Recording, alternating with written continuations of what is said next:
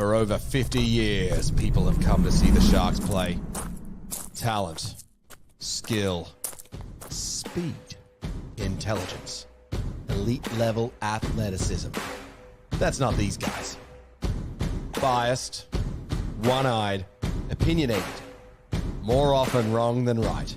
They make up for their complete lack of talent with pure dribble, gibberish, and enthusiasm. This is the ET Stand Podcast. Welcome to the ET Stand Podcast that's starting a couple of minutes early because I pressed the wrong video, Williams. So we are simply away and started with only two players on the field, my good friend. A convincing win over the Titans has the Sharks finals football bound. We're going to be aiming to answer any of the questions we have tonight. Williams, I guess we're answering the question, why did Boldo start the stream early? But we're here. I guess we're getting on with it, are we? We're going? We are. We've got one viewer so far, and the rest will join in 2 minutes' time. I don't know. It's here we are, live TV. We'll just live TV. Look, the thumbnail of tonight's episode was we'll be aiming to answer many questions tonight, which was, what are the unanswered questions that the Sharks have right now? So we'll be aiming to answer many of those questions tonight, including what kind of form we'll have going into the finals, what our finishing position might be, what can we expect for the rest of the season. Welcome to this episode of the ET Stand with players coming off the bench, the Cronulla Sharks fan podcast that lets its talking do the football. Do hit the like button if you're enjoying the show, and if you're new to the channel, please do hit the subscribe button so you can be notified of all of our upcoming videos. Hello, everyone listening on delay on Spotify and YouTube a little bit later. I get your comments into the section as well because we love hearing from people in the comments, don't we, Williams? When they write something to us is always a little bit of fun. Absolutely, it's the interactive nature that makes this show. So even catches our hosts and guests on the back foot as well. So this will be fun. It is indeed. All right. Well, you are the man ready to tackle all of those unanswered questions because my intro that I had for you, Mr. Matthew, was we have the man who, when I don't know the answers to the questions, Matthew certainly does know the answers to the questions. Matty, what do we got in store tonight? Tonight, well, do we have the summary that we get the visual up there? Oh, yeah, I know that here it is. I'm going to do a bit of I know straight off the bat, at some stage, I'm going to do a chat history related to the 44-0 win over the Gold Coast on the weekend. People were talking about being the second biggest away win in our history. That's by margin. But I'm going to focus on scores in Queensland. What are the biggest, the games where we scored the most points up north of the border in that place without Sunday trading or daylight saving? So there was a fun trip down history memory lane with some unconventional venues featuring. So that's a bit of fun. We'll also look at our record versus the Knights. These unanswered questions, which I'm going to be answering completely cold from yourself. So I'll try to, it's just a surprise. All of them. I'm just going to be belt fed by Boldo all these questions, and I'm just going to answer as succinctly and clearly as possible. We'll obviously preview the Knights game and also the NRLW match this week. We'll have a quick whip around the NRL, but Kelly can't be with us, so that'll be myself and Boldo. Yes, you and I doing that. Just covering a few this is random so good. things. You and me doing the show. Yeah, and then we've got. It's here we are, just taking over 2v5 and top 8. So we're looking at our crystal ball, and I might have a bit of a surprise. I don't want to be a naysayer, but I don't want to get too excited or too ahead of myself after that great win on Friday night. There's a lot of work still to do. Well, I've run the numbers as much as I possibly can on the ladder predictor, and I've not been able to generate a scenario where the Sharks don't make the 8. Okay. On the ladder predictor.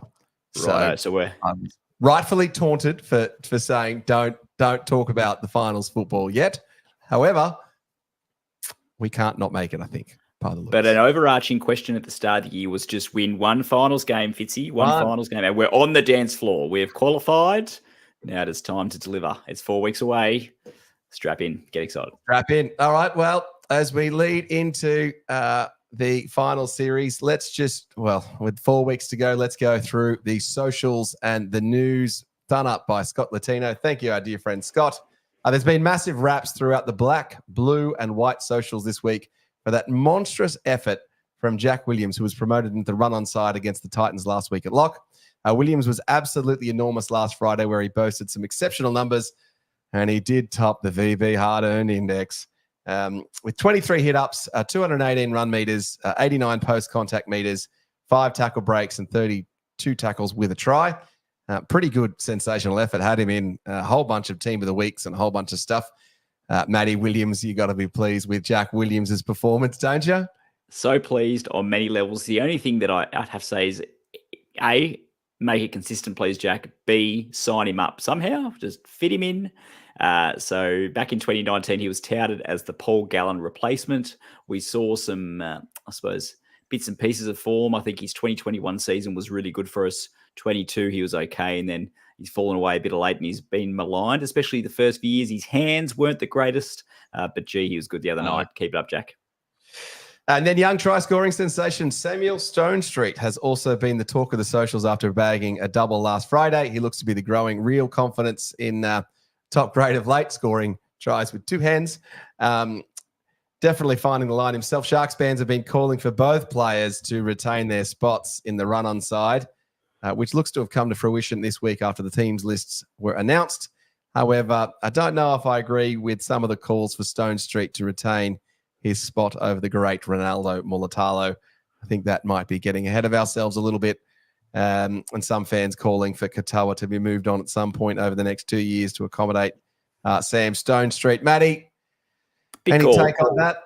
Big call. It's great to have a standby winger that's no discredit to Lockie Miller or Connor Tracy. Both did a job, but to have a standby winger that is actually a winger, it's probably a good thing that we haven't lost Ronaldo or Sione for significant periods like we had the last 2 seasons. Well, Sione definitely in 2022.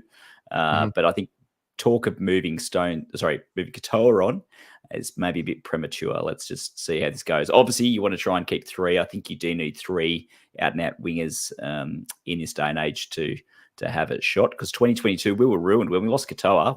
You've said it before, we didn't know the impact until afterwards, really, that how much it disjointed the back line. And to be fair to Gerard Beale, he was a pretty good third choice winger / centre.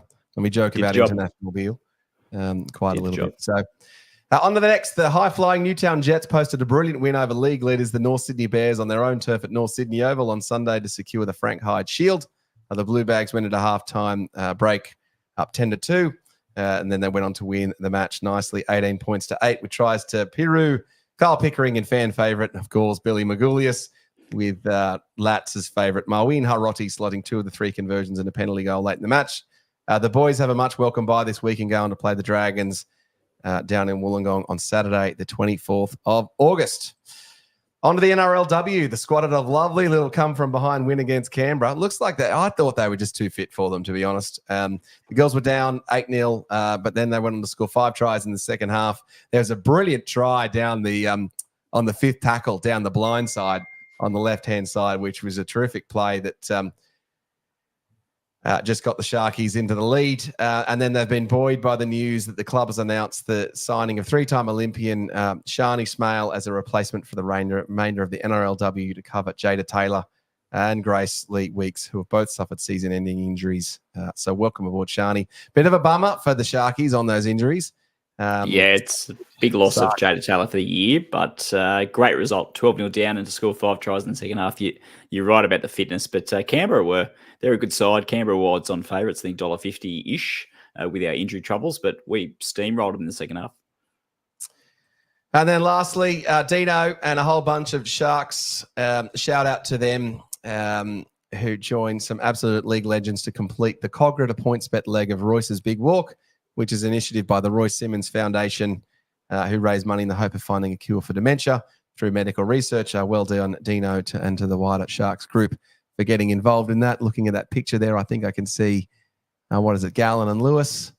Correct. Dino, who else can we see there? Yeah, I'd have to I'm squinting a little bit closer. Yeah, it's a little bit small on our screen, isn't it? And then lastly, shout out to Sharks legend fan Maddie, who turned 50 in the last week, an ever-present and popular figure around the Shire and at the club. I saw him dancing out the front of Sharks the other week, got me a little bit pumped up pre-match. So that is the socials for the week. Now, we look like we're a little short, but actually we're not short, because the man, I'm just going to click. I'm just going to click How do I add him as a box here? Add item. Someone else that can answer these unanswered questions with me. Thanks for helping me. This man's coming on screen now. Yep, he's just going to add him as we hit duplicate. We add him in like that. We go like that. We go, So the introduction for this man, look, he is the man who, when you think you know the answers to all the questions, this man changes the questions. Hello, Stephen Franklin. Welcome for joining us. You must be very busy today. You have never missed the kickoff for an ET Stand podcast before. Goodness me. Quite busy, unfortunately, guys. A call came through just before kickoff that was work-related, so a little bit obliged to take that one. So thank you for holding the fort while I got over that and joined up later. In your defense, Franco, we kicked off about 3 minutes early, but who's counting? There you go. Well, also, I suppose you've done well. It looks like we're up 4-0 in the first 10 minutes, so you didn't really need me. Franco, we always need you. Thank you, gang. Always. All right, well, let's get into the, there's the intro. So the intro is done. Hello, Stephen. Hello, Williams. Let's get into it. Unanswered questions coming up from the Sharks. Comments are coming through. Hello to you, Cecil, you legend. Good evening, lads, from a wet underfoot Ipswich in Queensland. It's good to see you, mate. Get in there. Ryan comes in. Howdy, boys. How good was that win? Yes, it was particularly good. And then Harley comes through. Biggest win for the Sharks since 2016. Yep, that's pretty exciting. And Harley backs up our comment there that we had in the news there. New player, Sharnik Smale. Later in the show, we are going to crystal ball our top 8. So if anyone would like to get their top 8 predictions into the comments, so that would be super useful for us to compare your top 8 to where we landed at the same time. So that'll be good fun. So let's get into it. The unanswered questions. I'm going to start with you, Franco. What did you like about Coach Fitzgibbon's approach and tactics? And where does that sit in terms of master strokes for NRL? Is he a genius, or did he just play a basic system against a basic team? Yeah, look, I'd like to hold off from the master stroke talk for the moment. We basically saw the same game plan that got us the win over the Storm. So, if we weren't falling over ourselves back then, we shouldn't be falling over ourselves now. I really think the master stroke was really just getting the team mentally right for the game, the buy-in, everyone playing hard, fast, and everybody scrambled and turning up where needed. Credit is certainly due in terms of finding a way to win under adversity. However, you can't say we did anything outrageously different. As the boys have been saying all week, it was just back to basics. I think the fact that we were able to play with so much intensity and so much energy really was what won us that game. So whatever Kool-Aid the guys are drinking to do that, let's keep that up for the rest of the season. Does raise an interesting thought though, and harks back to the late 90s, early 2000s when plenty of teams were really running around with only one playmaker and just a big mobile body in the other halves role. Could we see the game trending that way again if we continue to find success with a team structure like this? It's possible, the faster game, the set restarts. It certainly provides ammunition to running hard and fast down the middle and not throwing around the ball as much. So food for thought, I reckon. Well, one of those tries, the one that Nickera put on for Ramian, was certainly a callback to one of Williams's favourite years, the 2002 Chris Anderson era.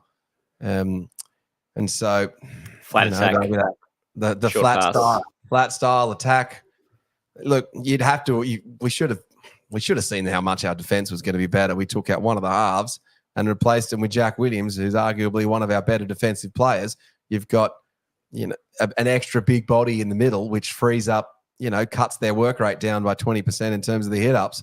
So the crash plays were just going to work better. Yeah. I'm waiting for Williams to interject on his favorite flat style attack era. Flat attack. I mean, it had its place back in 2002.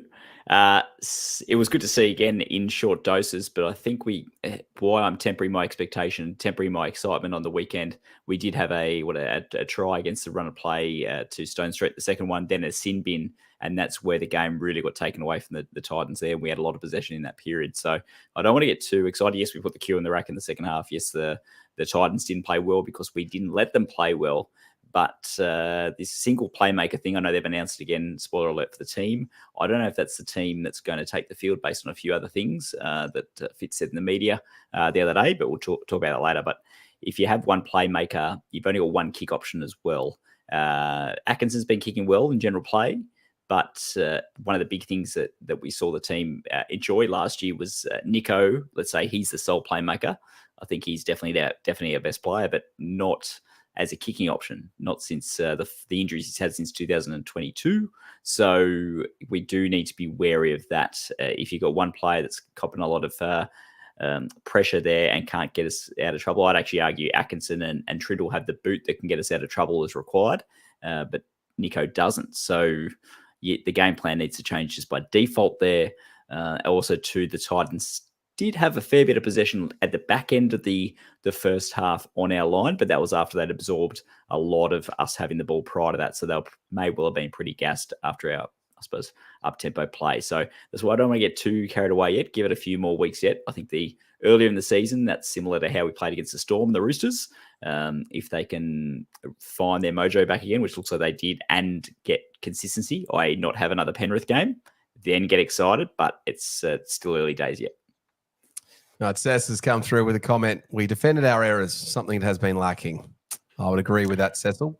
There weren't many errors, though. A few in the second half. But there was, 12 penalties?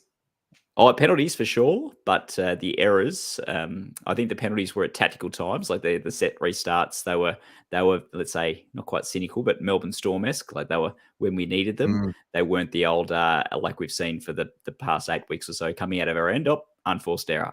Unforced error. Put ourselves in the back foot. So, all right, next question for you, Williams. How should the Sharks manage Daniel Atkinson from here on out? He seems key to our finals hopes. Absolutely key. He is 2-0 when he partners Brayley or McInnes in the halves. However, in week 1 of the finals, he may not even play.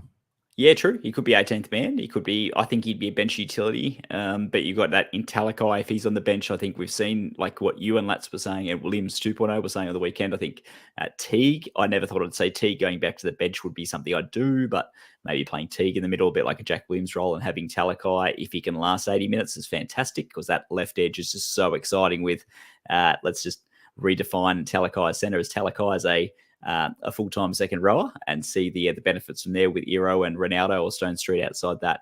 I think Atkinson playing has been fantastic. One of the issues at the start of the season was depth in the halves. We've unleashed him. I think he's got to be in and around there somewhere, but I think it may be coming from the bench if everyone's fit.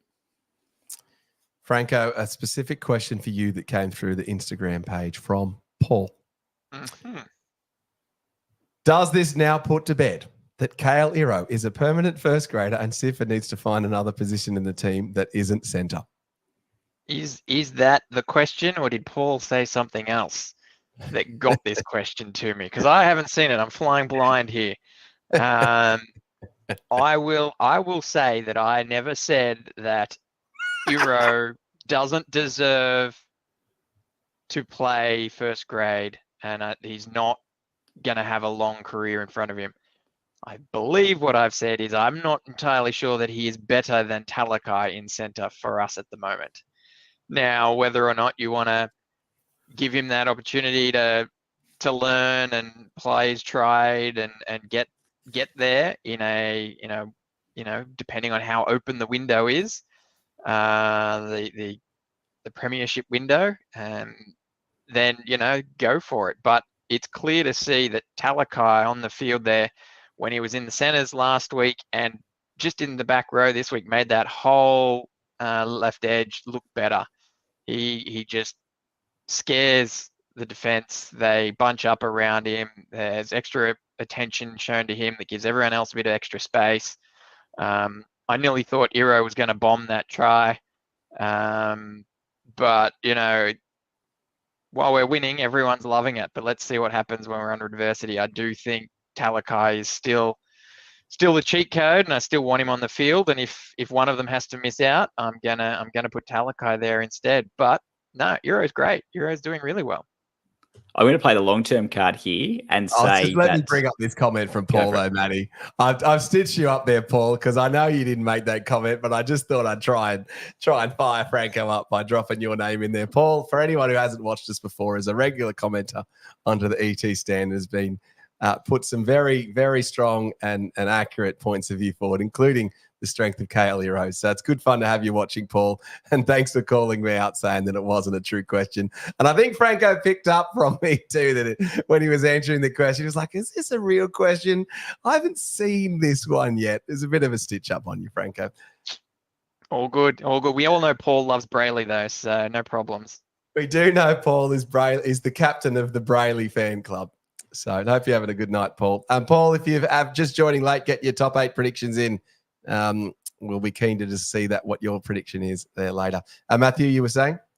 I'm thinking that the Eero, let's call it experiment, so he filled in earlier in the year when required by injury and has stayed there since. I think we're going to see the benefits in the next year or two from that. You've really seen him come to the fore the last 2 weeks. Yes, he went left rather than right for that. Was that the try you were talking about? You thought he bombed where he went outside rather than inside? I know there was, you guys were talking about the other night saying that he didn't look inside or Atkinson inside. It was in front. It was a 100% sure option. He was sure that was going to work, whereas the inside was probably going to work. Like, I can understand that 100% versus the 80% solution. I think that we're going to start to see the benefits there. And Andrew Voss in his commentary said the other night, he's been okay. He's been a serviceable first grader since the start of the year. Then all of a sudden, the last 2 weeks, it looks like he's been there for 100 games. So I think we're going to... What's the difference in the last 2 weeks, Williams? Well, is Talakai on that left edge? Yeah, probably. So I think that might actually be the answer. On his shoulder. Latz is the one that actually identified that, and maybe through the experimenting through necessity, where we're starting to find the team that works best. And maybe Teague misses out and comes off the bench. Maybe I think the team is better having both of those in it. And I think Talakai has versatility either off the bench, in the middle, the left second rower, all the above. It's fantastic, and Eero allows us to see that. If Talakai was stuck in the centers for the entire season, the entire Sharks world would be going, get Eero in, get Talakai in the middle. You look at those games where we had no go forward, everyone would be saying, get Talakai in close to the ball. So you've got to look at both ways. What do you win? What do you lose? Same to Boldo's comment about playing one half and Cam McInnes as the star half back in inverted commas. What do you lose if you don't have 2 kicking options? Well, that's true. Ryan's come through in the comments saying Eero is the answer. Talakai at second rower off the bench. That way we have both. I think that is the answer now, Ryan. I think that's right. Williams, quick fire. I've got to say, when Talakai first had his stint at second row because of Teague's injury, and I did mention, I was like, this could be a crazy thought, but we could be arguing whether or not Teague should come back in or if Talakai should stay there. And everyone went, "Oh, that is crazy. Who would ever consider that?" Well, here we are considering it. And I remember. I've got the receipts for you on that one, Franco. You did call that out. Franco, it's all part of innovation. Happy accidents. Yeah, no, it's just one of those scenarios where, as you said, Williams, bigger picture. I think Teague is a better sort of 80-minute player, or at least starting player. For sure. I think he warms into the game. I don't think he comes in halfway through and does a job. So that's something that we need to weigh up. But just Talakai on that edge, helping out everyone around him, is just so important. So if we're talking about fast starts and throwing Royce Hunt in an 8 jersey, then surely Talakai should be in the starting squad as well.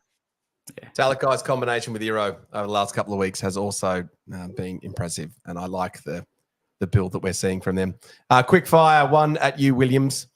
If we had that performance against the following teams, do we win or lose? Just answer win or lose. Would we have beaten the Storm last weekend? Yes. We already have. Panthers? No. Roosters? Maybe. Bulldogs? Yes, but just. Sea Eagles? Yes. Cowboys? Yes. Dolphins? Yes. Dragons?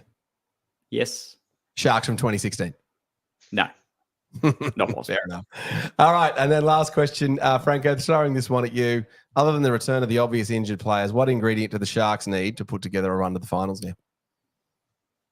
It's all about consistency, right? So we mentioned that this particular game, we were full of energy, we're full of intensity, a lot of scramble, a lot of hustle.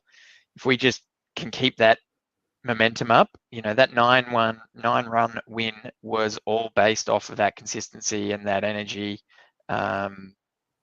We just need to do that again, go on another run, keep the intensity up, keep that up. Hopefully we don't hit a flat spot. And if we do, hopefully that's not in the finals.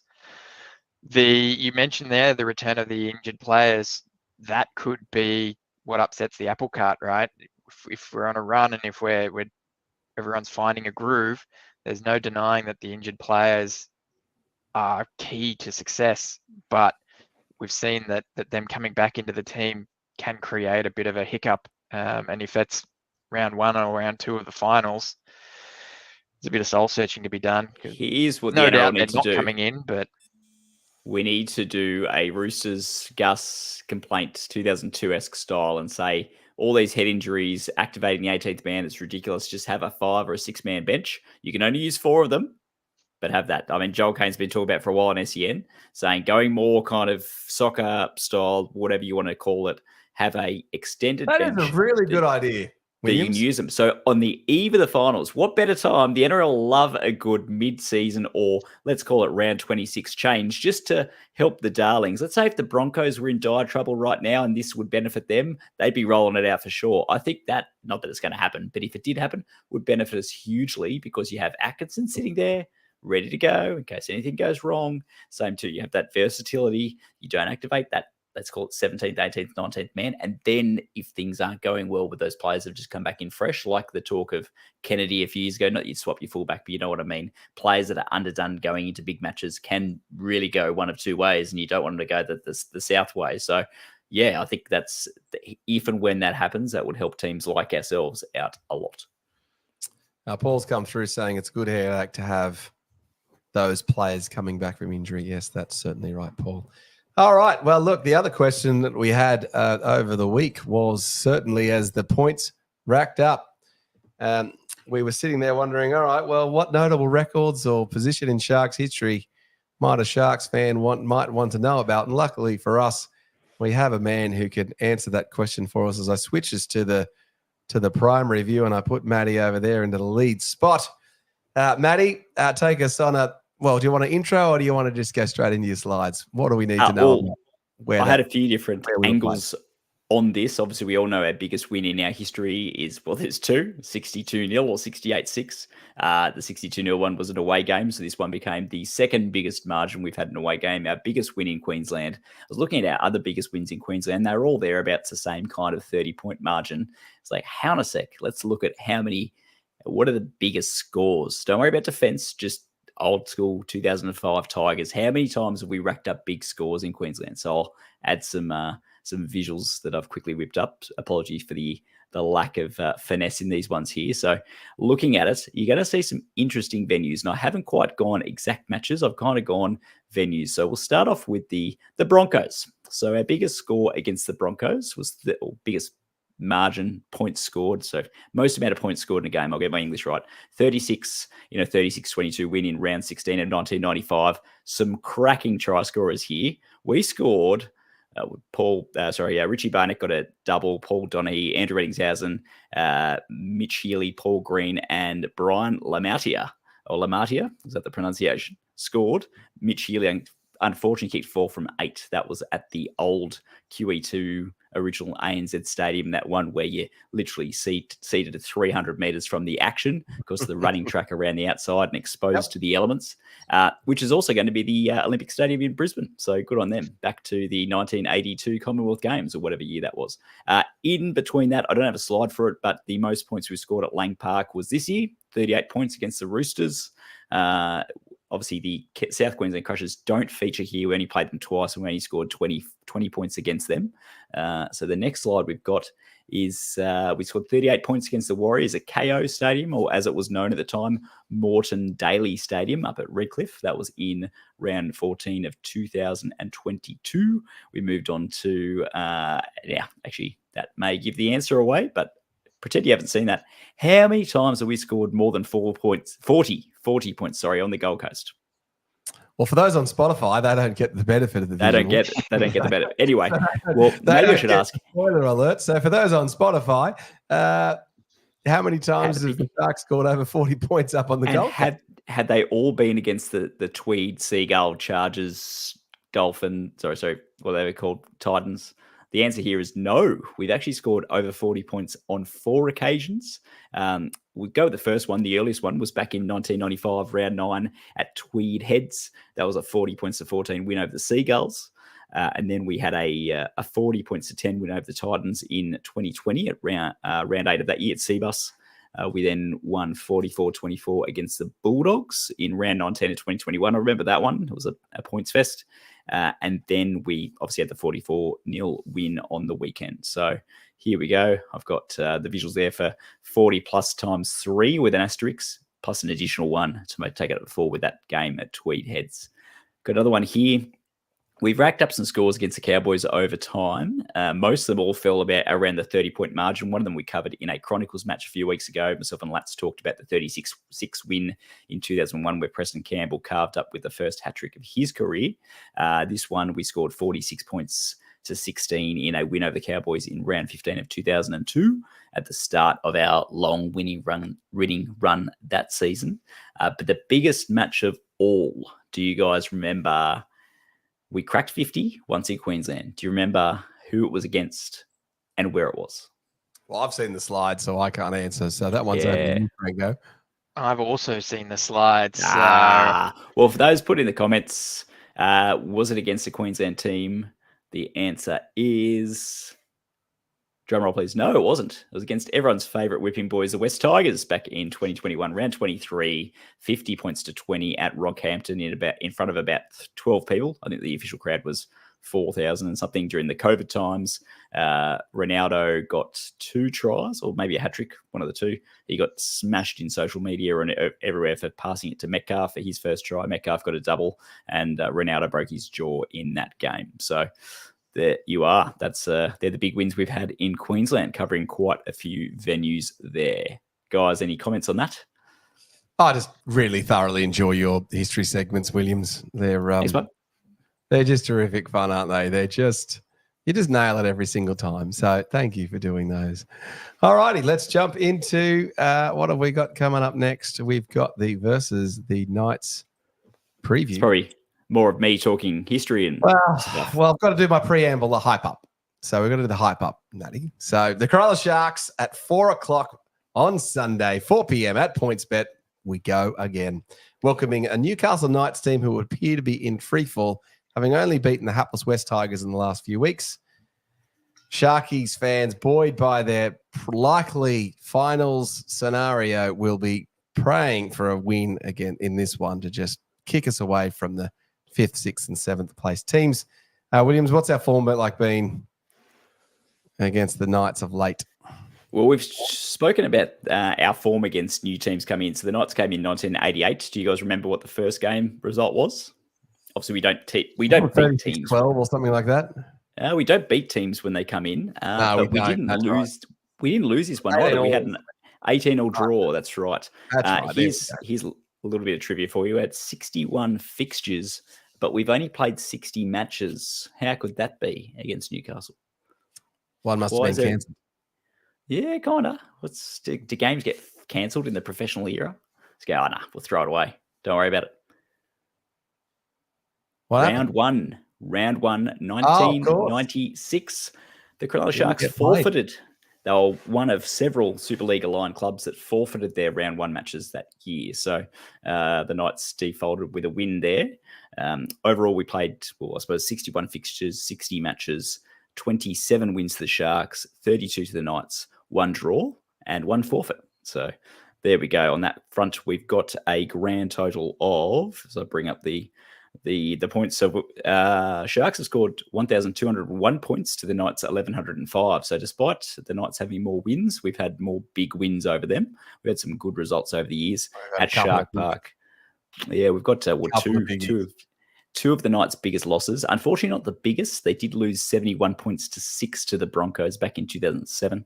So to be their biggest loss. But we have played 29 matches at Shark Park. Sharks with 17, Knights 12. We did have a bit of a losing streak, to talk about streaks, between 2019 and 2022, where we lost round 1 to the Edric Lee Intercept. 2020, we had the Chad Townsend send-off game, and we lost a couple of matches in 2021. So we've had a bit of an up and down history. We played them twice in the finals. Unfortunately, 1995 and 2001 were both devastating end-of-season results. Go have a look at my video about heartaches and Sharks capitulations, and you'll hear them both feature prominently. But here we are. So playing the Knights this week, and we are looking for...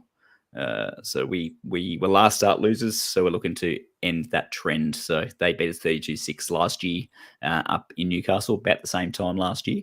But prior to that, we'd won 3 in a row with an 18-0 win in early 2022, a 38-16 win later that year in the final round of 2022 to secure second spot, and then a 26-6 win in Coffs Harbour. So that's our record for Newcastle.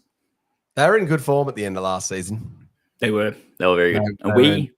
And that's why I tempered my expectations, because we actually entered that game with a bit of form as well. We'd done well against the Cowboys and South, so not the best teams, but also not the worst teams, against teams that were playing for final spots. We went up to Newcastle. We almost got out of it. We absorbed a lot of pressure from them early, scored the first try, I believe, and then we just kept shooting ourselves in the foot with unforced errors, and then floodgates opened in the second half. So I think Nico was a late omission as well, and Matt Moylan entered the side. We've got a comment through from a new listener. I'm so sorry, Brendan, that we had to make you think about the 1995 semi-final loss to the Knights again.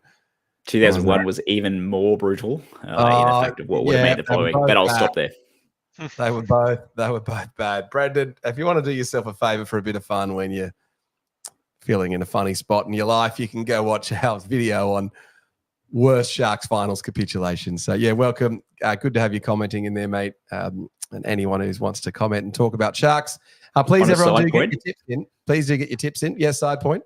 A side point, this week's Chronicles hasn't come out yet, but tomorrow night myself and Lats will be talking about all things 64-14 from 2002. So if you want to pick me up, dial into that one. That is one of the all-time, and I don't say this lightly, all-time great Shark Park wins. And I actually say I reckon it is the all-time great Shark Park win.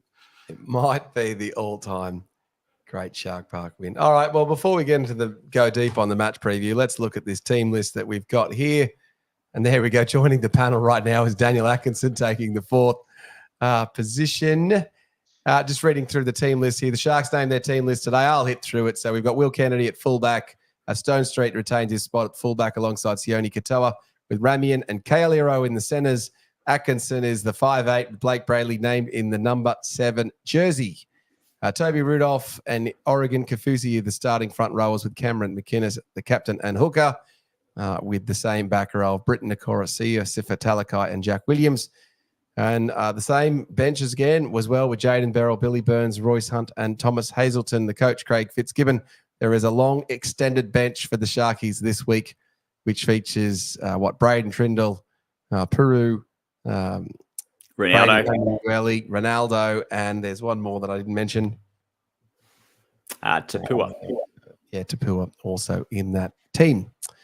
Franco, is that the team you would have expected this week? I mean, the old scenario, if you don't change your winning team, I expected that, but also you mentioned the extended bench. That certainly leads to there's an opportunity to mix things up before game day. A couple of people there, if fit, would probably slot back in. If fit, I think given the way we went against the Titans, I don't think we're in a position where we need to risk them. If they need an extra week off, then I say let's give them a week off. I think that, credit to the Knights, it's probably fair to say that the Titans are running a bit hotter than them at the moment.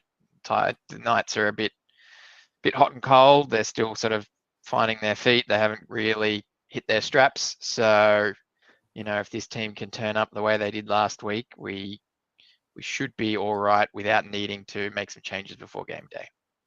Right, that leads us into, let's check out this Knights team then that has been named, with Kalen Pongat named at fullback. Fletcher Sharp and Greg Marzu are the wingers. The much experienced Dane Gagai is in the centres, partnered by Dylan Lucas. Tyson Gamble at 5'8", Phoenix Crossland. I don't know much about Phoenix Crossland. Daniel Saifiti is at prop alongside Leo Thompson. Jaden Brayley plays against his brother Blake at the hooky position. And in the second row of Tyson Frizzell and Kai Pierce-Paul, with Adam Elliott at the lock position. Jack Cogger, Matt Crocker, Jack Hetherington and Brodie Jones are the bench, and they're coached by Adam O'Brien. Franco, are you just quaking in your boots at the looks of that Knights team? Are you just scared? Yeah, look, worried? This will be the second week that they've got the same halves pairing. You mentioned Phoenix Crossland there. Not knowing much about him, he is been a really good utility. He's filled a lot of spots. It's basically, the rumor is that he's going to be the one replacing Brayley at 9 if they move Brayley on. But I guess depending on how well he goes at 7, maybe that gives Brayley either a second life there or Crossland a future in the halves. But he's a pretty good player. He certainly goes in hard. Ponga's obviously the superstar of the team, and if he's on, we've got to be careful. He's going to be hitting those edge defenders, and they need to be ready for it. If they're not, we could be in for a horror game. All that said, I do think we should get on top of these guys. I think they are. I was hoping Williams would say something along the lines, "There's form," or "We're due," or whatever, but I didn't hear any of that, and I'm always... You could argue it did, given that we're last start losers, so therefore we're due to turn that around. But treat these guys lightly. I kind of feel that the Knights are a bit of a bogey team for us, especially as yourself, Bolderman, and Harley in our comments there, brother versus brother, Blake versus Jaden. I think Blake has only beaten Jaden once of all the times they've gone up against each other. So this will be, another long-running battle for them, which his brother Jaden has the upper hand. So hopefully he can get another one up on him this time. The interesting thing about the Knights, and they are missing a few players from last year, notably their winger that went to the Roosters, but also a few out of their forward pack as well. But they basically had the same kind of ho-hum lineup midway through last year. Adam O'Brien was about to be punted. And then all of a sudden, they just flicked a switch and went on a crazy winning run all the way through to the second week of the finals. So I think, yes, Boldo, you're right that they're not the best team in the competition, and they haven't been playing well, but any team with Ponga in it, and also too, I'm wary that if we drop the ball, if we turn the ball over, this side has some points in it. And the puzzling thing out of it, so we played in pre-season. Yes, we had an understrength team. They had a fairly full-strength team, and they smashed us as expected. Jack Cogger carved up for them. He was a very, very competent replacement for Cleary for most of last year for Penrith at the back end of the season, and he's in jersey number 14. That's puzzling. I can't remember seeing a single Newcastle game this year apart from their win over the Eels about a month ago. Crossland is very much a hooker, so I'm not sure. Okay, he's a utility, but if he's going to be replacing Brayley at hooker, play him there. That's a strange one, but yeah, I think that if we turn it over, they've got the potential to hurt us. But if we hold the ball, we should win comfortably. Jennifer Knox has come through in the comments saying Bradman Best is not playing either, so that is a win for us. And Harley has gotten his tip in, which is just always the same tip, which is backing the Sharks. And I'll use this opportunity to put up the ET tipping comp score. So I'm no longer in the lead after softing it and not tipping the Sharks last week. Harley is now the outright leader of the ET stand tipping comp on 13. Williams has joined me on 12. Franco catches up a point on to 11, with Latson Kelly still on 10. Do Franco and I get a bonus point? Last week, we both said Sharks by 4. If you put the two numbers next to each other, Sharks by 44. Therefore, our powers combined. Love you, brother. Tell you what, Williams, we won't give you an extra point in the tipping comp, but we'll give you some extra points in the differential. So you can have them in because I know how important you think the differential is for the end of season. I like how you didn't even bite with when let's at 44-0 down with a couple of minutes to go. The Titans didn't take the 2. Oh, I didn't even bite at that, did I? Just wasn't even entering into Because it. it's the correct answer. Well, it is a good fun, the tipping comp that we do, just tipping the Sharks matches each week. And it is an interesting tell that we entered Harley into the comp without even asking Harley if Harley wanted to be entered into the comp, because Harley tips the Sharks every week. And if we just tip the Sharks every week, we would all be leading. So that tells us that we should never not tip the Sharks, really, doesn't it? Franco, what's your tip in this one, mate? Yeah, look, at Shark Park or points bet, I think we're gonna get the win here. I think, as I said, if we turn up the way we did last week, we should win. But we need to not take them lightly. We could get our pants pulled down, but I'm giving us the win here by 12. Matty? Took the words out of my mouth, Franco. I'll say Sharks by 10. I think we're not going to romp it in, but we'll get there. I think with the NRLW playing beforehand, it will be a spirited crowd turning up to Shark Park on Sunday. I don't think the Sharks will do it. The Sharks, actually, bugger it. Sharks are going to win by 20 points. We are going to put them to the sword.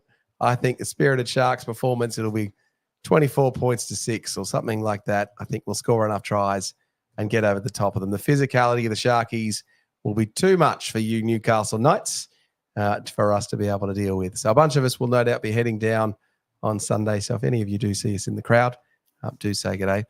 Lastly, on the Knights preview, we're going to do an opposition fan preview later in the week as well. We'll get a Knights tragic fan to join us and talk us through and give us any hot tips on the Newcastle Knights. Anything else on that game, fellas, before we move on to the next? Nothing from me. Go Sharks. Win. It's my last home game of the year, so just get it done. Nice one. Brendan Ross has just come through and said, I have to log off. Just want to say I really enjoy your content. Being a Sharky is tragic my whole life, so this is great. Brendan, this is exactly what this is. This is not NRL 360, where you only get Sharks content for 60 seconds and it's Buzz Rothfield annoying you. This is a show that is all Sharks-related content. All right. I'm not sure the other boys, yes, they're tipping the Sharks, so we'll just let them tip the Sharks and move on. Anything else from you, Franco, on that one? No, mate. I think leading into the next section here, the NRLW preview, you sort of touched on it before, but yeah, the double header. So I'm really hoping that a bunch of people can get out there to catch both games, and it's going to be great, mate. Obviously, about to touch on a bit more, but I think I'd like to see a packed house, and hopefully for both games. If not, at least a healthy crowd for the women's team, because it should be a cracker.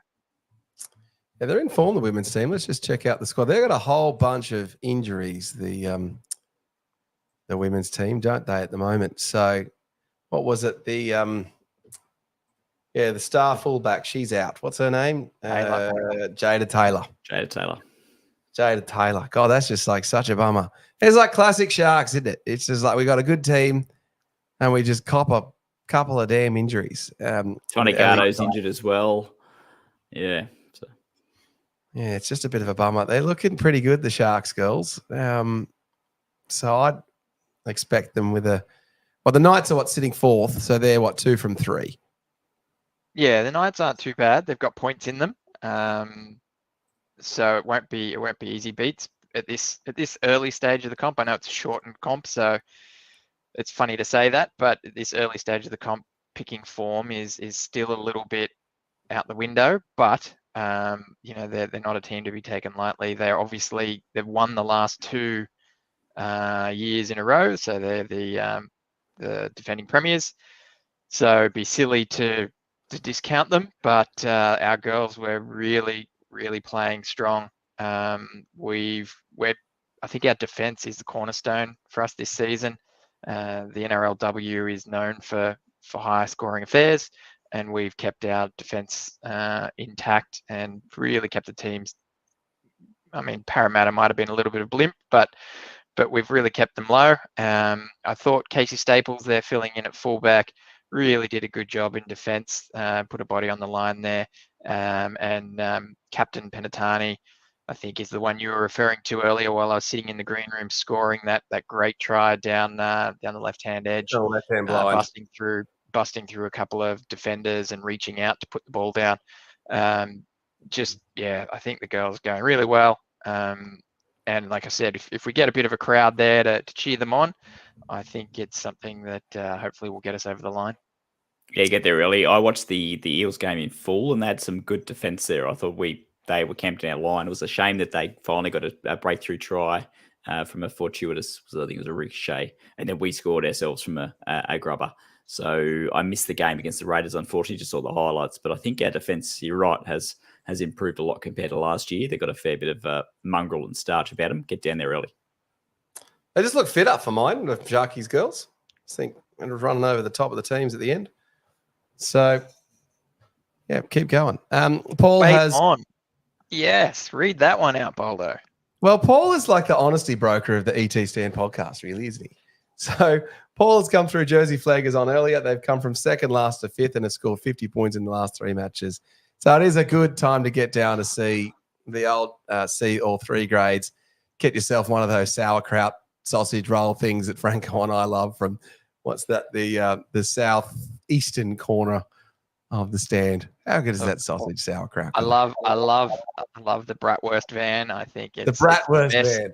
I think it's the best food there on the grounds. But if you're looking to get value for money and you're looking at that the Chinese restaurant, maybe that day is a good day to book it out. Get your money's worth. 3 games there. Just sit there all day. Whew.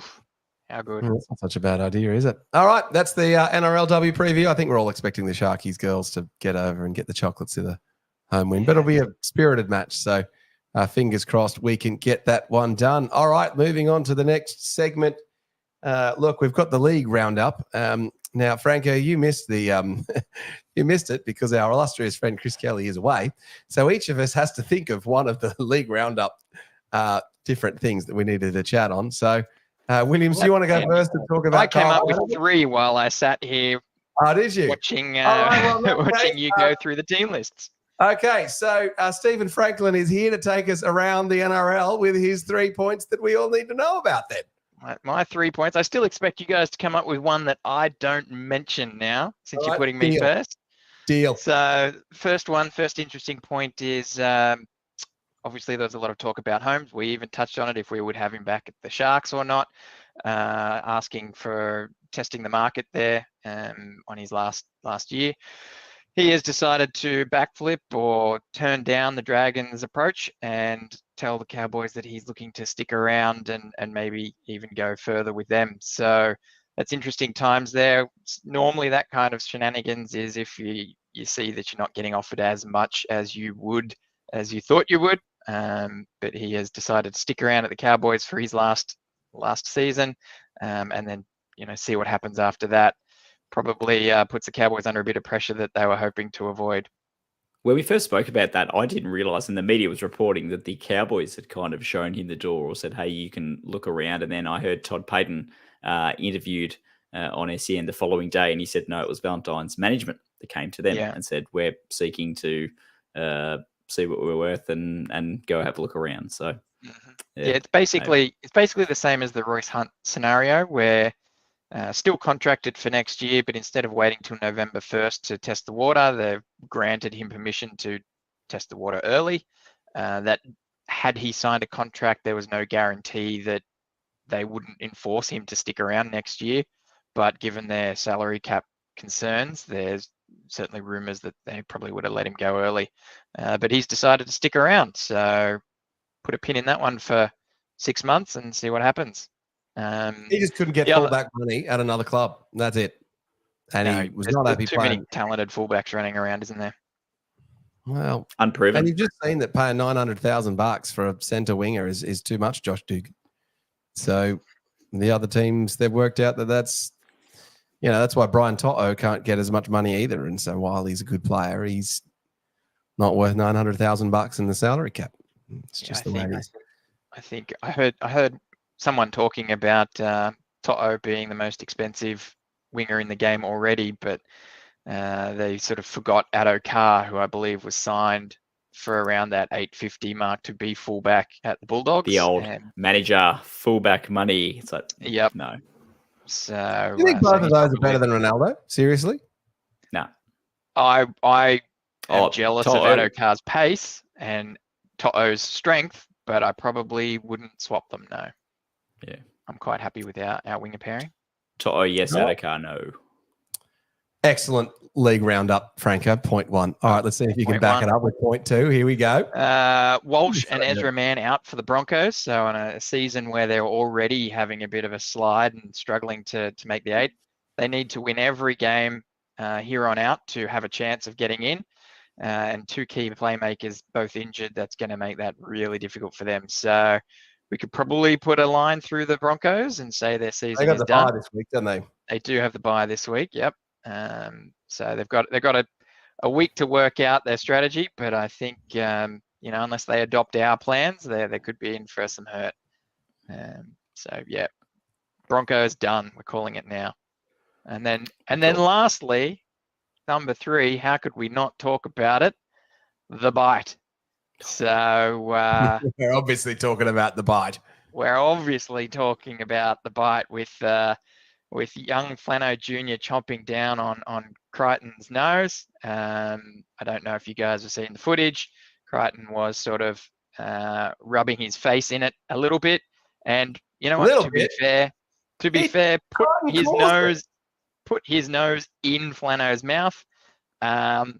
I don't think Flano chomped down. I don't think, you could even argue that maybe he's got some sharp teeth, and in pulling out, he got a nostril cord on an eye tooth or something. But there certainly got a came result out of it. The hearing was 6 p.m. tonight. Guilty. Yep. Guilty. Wow. So they have requested the maximum penalty. The defence have said that it should be, considering the circumstances, should be less than that.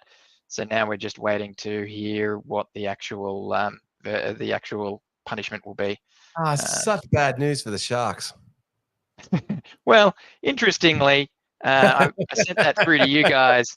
One of the articles said, in describing Flano Jr. and his misdemeanor as the former Sharks playmaker, and it's like he's been at 2 other clubs before this one. He's Dragons player. He's remembered for being Shane Flanagan's I'm sorry. If he's a present player, if he's playing for the Dragons, call it how it is. It's a bit different.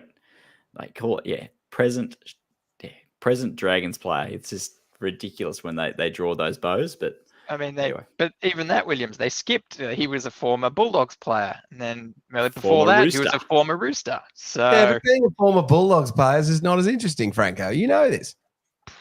That's why I'm bringing it. That's why I'm bringing it up. Anyway, so he's guilty. That was Around the League by Stephen Franklin. Williams, have you got an addition? 1 point came out the media today. They were talking about the radio on SEN this afternoon that Brandy Alexander predicts Penrith, quote unquote, could have been the most dominant side ever in a non-salary cap era, could have won 10 in a row, all that jazz.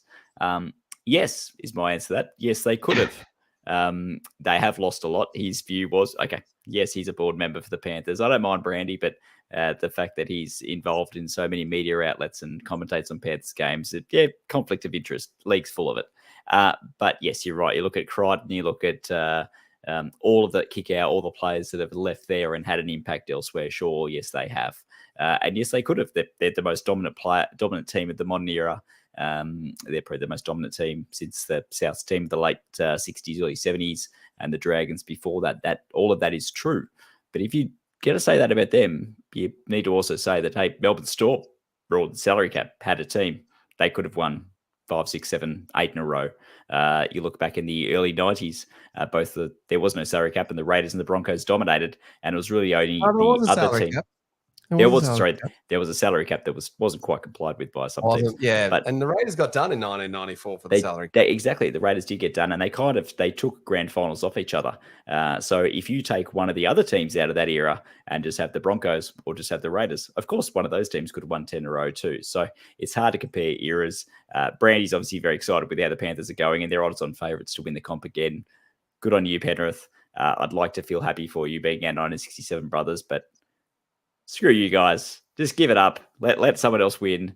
Yes, you're going well. Yes, you've got an awesome nursery. Yes, you've got a team that just has so many layers of redundancy in it. They just continue to steamroll everyone else. And Cleary's been hanging out with Mary Fowler and having a jolly old time. And he's going to waltz into the finals and win the grand final again. Good stuff. But just come on, guys. Like, you're going to win 4 in a row, even in the salary cap era. So I reckon it's a weak NRL at the moment. They haven't had to beat teams that are quite good. They're going to struggle next season without Jerome Luai. That is the big loss for them. Jerome Luai is the top player in the NRL. And if you don't believe me, go look up the win-loss records. 81% NRL win-loss record player. I would have loved to have signed him before they went on their dominant era. There was a sliding door moment where he was almost out the door. We were obviously never even considering him, but I thought he was one to lock up. But in the end, it didn't matter because he stayed with the Panthers, and look what he's done. Here we go. SJD is just coming through. Stuart Daly, Clyde Mullins, Meninga, Croker, Ferner. You're telling me that we're over the cap? No way. Yep, they certainly were. And Paul's come through saying Brandy's also the worst New South Wales advisor. I don't know. Tommy Radonicus was pretty hopeless, but he's not one of the better ones. Well, look, my around the NRL is, it's all about the final series. We gear up for that, and I've spent a bit of time with the ladder predictor. And what you quickly work out, there are a couple of key matches coming up that are absolutely critical to the outcome of the final series, most notably the match on Thursday between the Panthers and the Storm, the battle for the minor premiership, really, you would have to think, with whichever team wins this match in the box seat to take the minor premiership out. That seems to be what we're gearing up towards. The Panthers have got a few outs with an extended bench, so that makes them a little bit underdone. But the Storm, they just keep on keeping on. But let's just see how they go against the Panthers, who seem to get themselves up for it. So that's the big match that we'll be looking forward to on Thursday. But I've asked the panel to look into their crystal ball and actually talk to us about, what are actually your top picks for the final series. So I'll hit present and add screen, share screen. Here we go. Hit window, and I'll go like that. Hold on, there we go. Panel picks to make the top 8. So we'll do this one by one. We're not all in agreement either, which is unusual for us, isn't it, Franco? All right, let's get into it. So Kelly, Williams, Franco, Latz, and Boldo picked their top 8. So let's see where we each landed. So first up, Kelly and Franco, Latz, and I have the Panthers winning the match this week. Williams has got the Storm. We're taking at the minor premiership. What's your take there? I think the Storm have been a bit underdone, a bit out of form the last couple of weeks, but I think that they are building.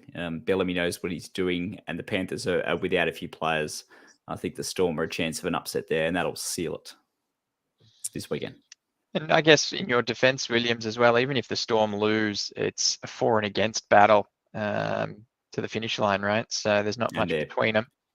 Yeah. So wait, that was just from my quick ladder predicting today, but I thought you'll see with my the way that I did it, I played a bit of a contrarian / contingency plan with a few things not going our way, just to see how things end up.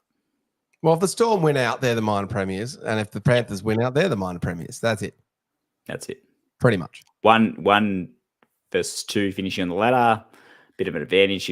For week 1, you're playing us and cannon fodder, as Jimmy Smith called it today on SEN, versus you playing the Roosters. You might be better off to be second so that you get to play third. And then if you win, you get to play fourth for the grand final qualifier, a weaker match going into the grand final.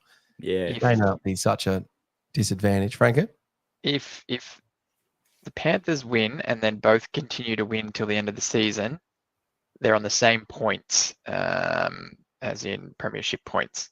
So as I mentioned, it's then a for and against battle. So there's not much between them. Between for and against at the minute? At the minute, it is about 20 points. Just are they going to start kicking penalty goals, Matthew? Ooh. It's that time of year.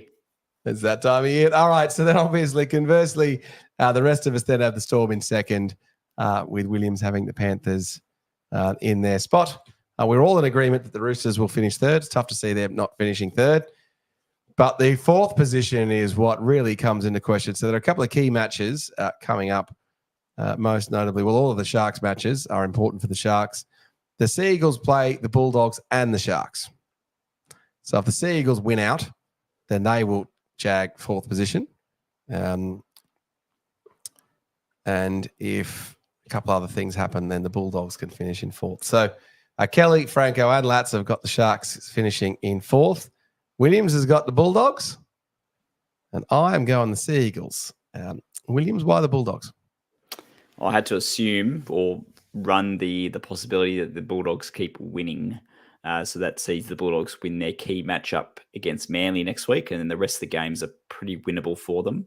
They have been in form. I don't like the fact that they're in form the way that they're all carrying on and the way that we lost to them a month and a half ago or so, but I think the Bulldogs may be thereabouts. I've got the Sea Eagles winning out, beating both the Bulldogs and, annoyingly, the Sharks in the last round. Franco, you see it differently. You see the Sharks finishing in fourth. What's your crystal ball? Look, I think the Sea Eagles, you flip a coin with them. They're either hot or cold. Turbo's in or out. I think we'll hopefully they're not hot at the end of the season and we get over the top of them. I feel as though we're going to just get the wood on the Bulldogs through for and against and through continuing to win. And as you mentioned earlier when the tipping was mentioned and Harley's great foresight, don't pick against the Sharks and you win. So that's what I'm doing. Fair enough. Fifth position. Look, we're just moving the deck chairs around. So for those that have got the Sharks in fourth, you're all picking the Bulldogs next, except for Lats, who's got the Sea Eagles. And then Williams and I both have the Sharks coming in fifth. So I had the Sharks. I had the Sharks losing to Dragons in Wollongong. As much as it pained me to say it, I just had to put that in there as a possibility because it is a very real possibility. The Dragons going all right. We're still not proven any way, shape or form consistency-wise. So, and then also us beating the Warriors and then losing to Manly. So that's how I end up with that. I will say, Williams, see the round the league wrap up with Flano guilty of biting. Dragons might be in for a bit of a rocky last couple of rounds. They've still got Ben Hunt and they've still got Zach Lomax. What do you mean? They're better off without Carl Flanagan. They put That's what I mean. 5'8", and then they'll just be immediately just defensively stronger. They'll just play the Sharks against the Sharks. What are you talking about? Without Flanagan, I actually see that in that match as a benefit to them because Flanagan seems to let it go to his head in multiple matches against us and be a bit of a liability for the team that he's playing for. Now that looks like he's out, that doesn't help us, I don't think. Liability Flanagan. All right, sixth position. Well, look, we've all got the same top five, so let's see who we've all got in sixth. Well, actually, no. Then we've got the Sea Eagles and the Bulldogs as per. So then, seventh position. So we've all got the same top six. So, then seventh position. Kelly's got the Dolphins. Dolphins are sitting eighth at the moment, aren't they? Mm-hmm. Dolphins need to keep winning. They've got a big game against the Broncos in a few weeks' time. Which they should be able to win, surely. You'd think so, but the Broncos pulled out a win over the Cowboys on the weekend. So, they're without. It's tough to know with those ones. I think the Dragons beat the Sharks, and that's why I have them finishing on seventh. Franco, you like the Cowboys? Yeah, I just think they're a quick team. They can score points. I think they're doing enough to stick around where they are at the moment. So they'll win some, they'll lose some, and because of the rest of the comp, I think they just sit put where they are. SJD's just come through with a comment, lol, at the Dolphins finishing seventh. I do agree with you there, SJD. The Dolphins, look, they might jag eighth.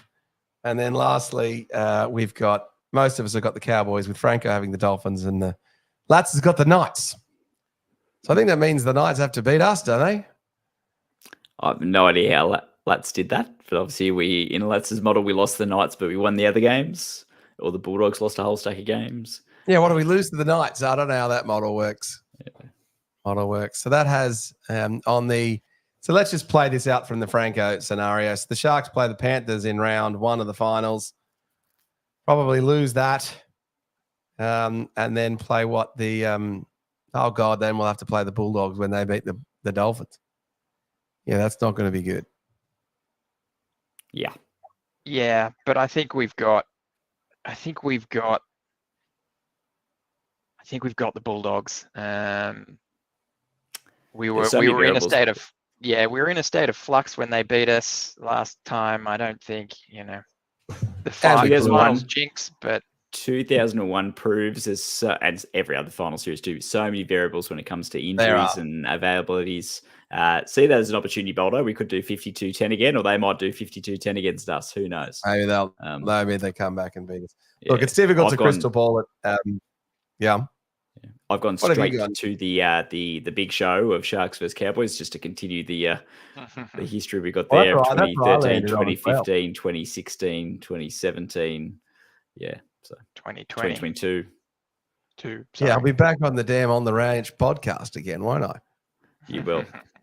Oh, I don't know if they'll be as jovial and then we'll be chatting. And if you go back to my crystal ball at the start of the season, I'll be talking about us needing to win against Manly in the final round to make the top 4 and it not happening. And then all the chat around, are we playing at Shark Park first week of the finals, Granville Day, all that jazz, try to get tickets. I reckon we should do a live stream Monday, 9 a.m. whilst we're all trying to buy tickets. It would be R-rated, that's for sure. It would be very, very funny indeed. A couple of more comments come through. SJD's just come through. Knights from Lats must be a typo. Which is definitely right. SJD just appropriately giving out a stick. And then Paul's come through. The honesty broker of the ET Stand comment section. Bulldogs have a danger game this week as they take their home game to Bundaberg versus the Dolphins. I guess if the Dolphins can get up in that one, that is a major game for them. And then SJD's backed that up with Dogs will run out of steam, and I'm someone who tipped them to finish 7th at the start of the year. Well, they can still run out of steam and finish 7th cut day. It is a little bit hard to get your team together for a final series when you haven't done it. Hopefully the experience of the Sharkies with their multiple different finals series runs puts them in good stead. Lads, anything else from you guys before we wrap up the show, or anything we didn't get to cover? One final comment, extended bench-wise. So Fitzgibbon in his post-match press conference on the weekend said that Nephi Peru was not far off making his debut. Pardon the alliteration or rhyming there. He's been named the extended bench again. Not sure if this is the week that you do it, whether he's looking to, I suppose, blood him in case of further injury troubles in the finals, maybe. Don't know. But I think that's a possibility. I don't know anything outside of me potentially trying to get inside. Play? It could be a media play. Absolutely could be a media play. How do we get the other team to focus on, well, what does Brayley and McInnes look like as the backup half with Atkinson? Do they do tape on Trindle playing, or do they have to worry about Peru? Maybe that's his way of trying to waste the other team's time. Franco, is that a strategy at all? It is definitely a strategy. It's an odd strategy to use it with Peru. If you're going to do that, you'd probably talk about Trindle's injury and say he's close to returning because that gives them more footage and more things to waste their time on. I'd say that if there is any ducks and drakes in that comment, it could be more along the lines of confidence boost to Peru to know, keep working hard, mate, keep doing what needs to be done, and you will get a go, as opposed to, we're not considering you, we're not watching what you're doing good things, keep working. The only reason why I would say that we would do it this weekend, not to throw away points, we need to keep winning. But you look at, okay, we're down Atkinson still. Trindle is not worth the risk at the moment. And it is a risk with soft tissue injuries. We need Francis on again. And Hines is ahead of schedule coming back, but anything could happen. So we're looking at, you got Atkinson only. The next cab off the rank is Peru. Do you give him that experience now? We're reaping the rewards, I think, of using Eero, using all the other players, Stone Street throughout the season. Do you gamble on Peru now for a potential greater good down the track? I'm not sure. Worst case scenario, you've seen how we perform with one half on the field. Maybe give him a bench spot and cameo either side of That's not a bad half-time. idea either. Yeah, bang on. Similar blading of Kyle Flanagan back in 2018 in a home match against the Knights late that season. Did exactly that. Didn't that work out well for us? Good old Kyle. Didn't that work out well for him? Didn't that Well, work out well for him? just biting at the chance to get into the team back then, wasn't he? SJD's come through a little bit earlier, so I didn't put this comment up when you commented SJD, which was I just tuned in. Do we all agree with me on Talakai to second row, Wilton to lock rotation on bench? Read our mind. I think that's where we landed, SJD. Still not with brilliant conviction on any of those thoughts. All right. Well, that was the ET Stand podcast for this Tuesday night, for our Tuesday night live show. If you have not hit the like button, please hit the like button. It helps us notify other Sharks fans. And if you're new to the channel, also do hit subscribe. We've got some fun stuff coming up. Matty's going to be out with his Chronicle series this week. With Lats, we'll join him to talk through the 64-14 match from 2002. Is that the Thief in the Night? It is. David Peachy like a thief in the night. And then Brett Kamali actually was more of a thief in the night later that match where O'Davis was willing it over the dead ball line and he just gets his hand there. It was against the reigning premiers. They were favourites against us. They had everyone bar Ben Kennedy available and fit. And spoiler alert, it was 42-0 to the good guys at halftime. So we absolutely one of the great days. We will have an opposition fan preview later in the week that'll come out after the Chronicles with a Newcastle Knights tragic fan who'll give us the rundown and look on all of their players. And then we'll have the regular debrief after the Matty John show on Sunday night with hopefully the return of the prodigal son of the debrief, Mr. Franco, to take us through his Franco files. The fans have been saying the Boldo Blitz just doesn't quite to the Franco files justice. But yes, thanks to everyone for watching and getting involved in the comments. It's terrific fun doing this podcast. It's a hell of a lot easier when the Sharks certainly win. Get out to the game on Sunday, and that is all of us from the ET Stand podcast. I'm your host, David Bolderman, Stephen Franklin, and Matthew Williams. I'll just say up, Cronulla. See you guys. For over 50 years, people have come to see the Sharks play. Talent, skill, speed, intelligence, elite-level athleticism. That's not these guys. Biased, one-eyed, opinionated, more often wrong than right. They make up for their complete lack of talent with pure dribble, gibberish, and enthusiasm. This is the ET Stand Podcast.